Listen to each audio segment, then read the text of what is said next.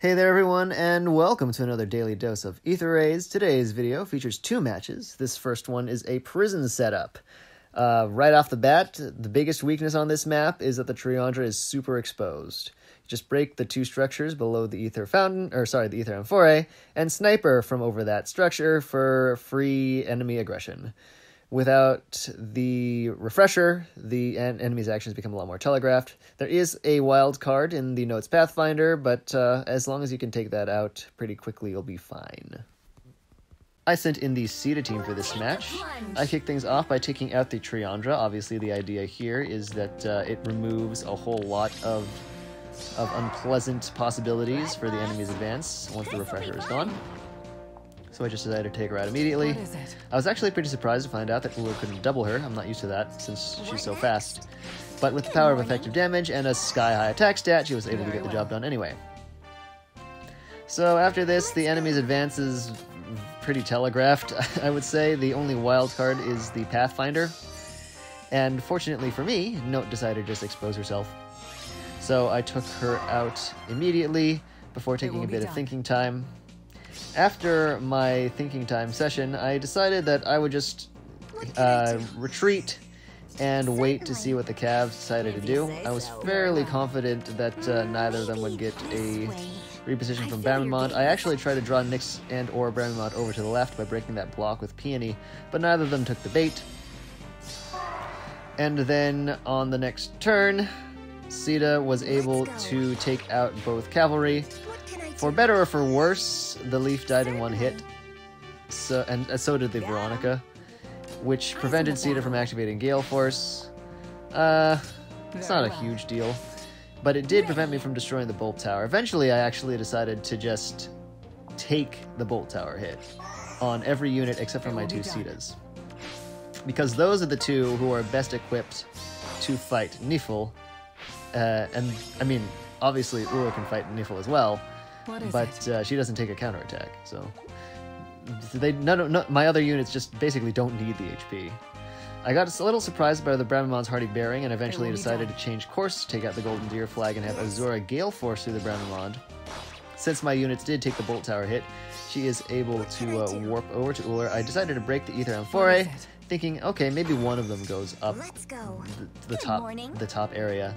I forgot about the AI logic for moving, unfortunately, and after Nyx moved, Nifl just went up and repositioned her. So, I decided to take one last thinking time session and just confirm how I wanted to handle things. Eventually, I decided that I would try and trap the Nyx. I wasn't expecting Sita to one round KO the Nifl. I didn't think she would be fast enough. I was actually just initially calculating, can she deal a 27 in a single hit? But she was able to get the job done. I just continued with my plan since that's what I had put together. And then because that heavy trap was real, I just had Sita finish the job.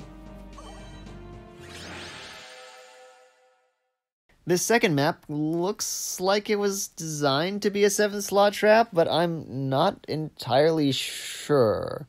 At the very least, it's not a very effective one. Because usually what happens with 7-slot traps is the unit in the 7th slot gets a refresh. The refresher gets a rally. The rally gets another refresh. And then hopefully there's somebody in range of that rally unit so they can go off and nuke someone into oblivion. Here, though, the chain of events, if it doesn't stop dead at the refresh, because nobody's in range of the refresher, it stops dead at the rally. Because after the rally from either Lysithea or Catria, probably Catria, I believe there is a amount of stats buffed check on rally priority. Then the refreshers can't actually get to the rallier? So I'm mildly confused about how this map is supposed to work. I guess maybe if the Catria had near trace, then it could play out something like Catria rallies, Cantos to the left, Lysithea can then warp. But Catria doesn't have near trace. And I'm fairly certain she wouldn't Canto to the left if there was anybody around there due to the threat priority on that decides where a unit moves to. So, I don't know. Strange things on this map. I'm just gonna go ahead and get into it. I guess the biggest weakness is obviously that with this scheme, the Refresher and or Rally are just expose themselves really badly, so you can pick them off for free. And just respond to how the enemies decide to move. So, yeah, let's go ahead and get into my approach. I deployed the Aether Raiding party for this match. I formulated a plan to initiate on turn 2 after Renea refreshed Innis. Renea does win the distance check. The distance check is basically who is further away from the enemy team, and that is the person who gets the privilege to provide the refresh to whichever eligible target they are looking at. So Renea is slightly further. I think it's just a one space difference. So she won the privilege to refresh Innis, and also the privilege to fall to Sita, since I was able to go ahead and take her right out, and then Kanto away into the range of Peony, and then after a quick refresh and reposition maneuver, I was able to get all my units to safety. I was afraid of a maneuver in which Innis would move 2 spaces, and then after a single space move from Robin, get a refresh from Triandra that would have allowed him to attack Sita with a Dragon Fang.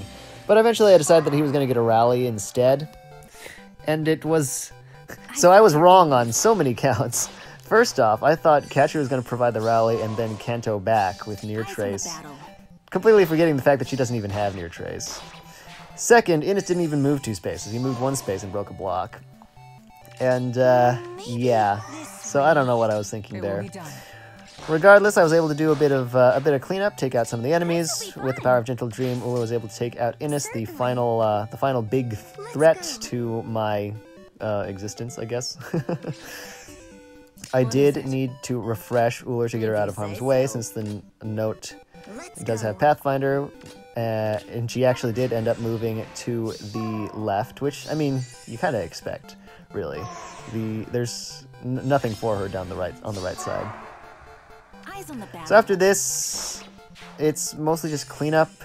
I guess there is one weird thing I noticed. I went to try and check the Robin matchup for Uller, and she actually lost it. I totally was not thinking about Dragon Wall, a rare case where Luna is actually slightly worse than Deadeye. So that was interesting. Obviously, it's not worth switching because Luna lets me take out Fallen Edelgard. If you say so. And it doesn't matter because Sita just demolishes Robin anyway. So, yeah, I'll let this one play out. Maybe this way. This'll be fun. Let's go. It will be done. Let's go.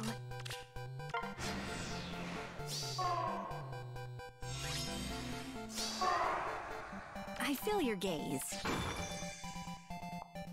Ready. Very well. What is it? What next?